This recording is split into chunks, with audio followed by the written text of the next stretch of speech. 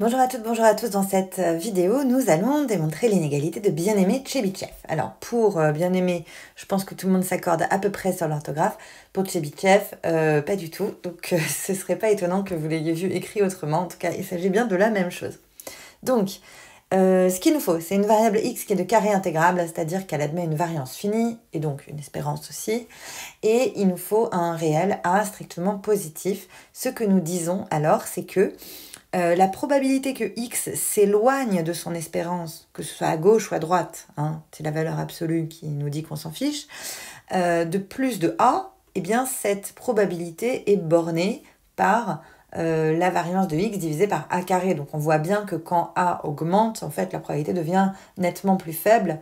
Et puis avec ce carré là qui va nous la rendre vraiment encore plus faible.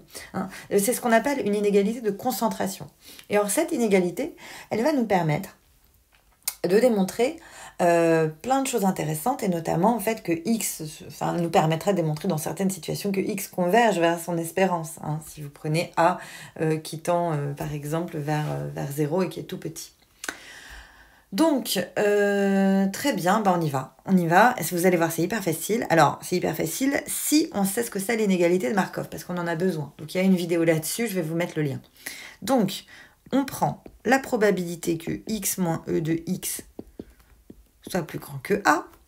OK. Et qu'est-ce qu'on dit? On dit que ça, en fait, c'est la même chose, parce qu'en plus, tout le monde est positif dans cette histoire, que x moins e de x au carré soit supérieur à a carré. Hein. J'ai le droit de le dire. Tout le monde est positif, donc a notamment, et la valeur absolue, bien sûr. Donc, tout ça revient au même.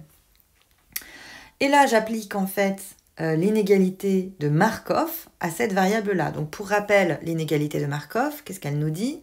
Elle nous dit que la probabilité que, on va l'appeler y, une variable intégrable, soit supérieure à, on va dire, à a carré. Hein, je prends le... Non, peut-être pas a carré, parce que je vais l'appeler b, voilà.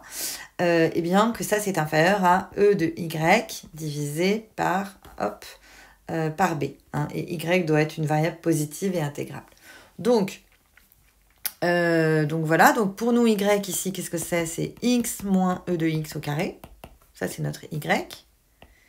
Et notre b, c'est a carré. Hein. Donc j'y vais, je remplace tout bêtement. Hop.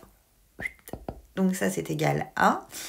c'est égal à... Enfin, c'est pas égal d'ailleurs. Du coup, c'est inférieur ou égal. J'applique directement l'inégalité de Markov à l'espérance de ma variable. Donc ma variable, on a dit que c'est x moins e de x, hop, au carré, divisé par b. Donc b, c'est a carré. Voilà. Or, qu'est-ce que c'est que ça? Là-haut, au numérateur, eh bien, c'est la variance de x, hein, par définition. Donc voilà, nous avons démontré l'inégalité de Bien-Aimé Tchebychev.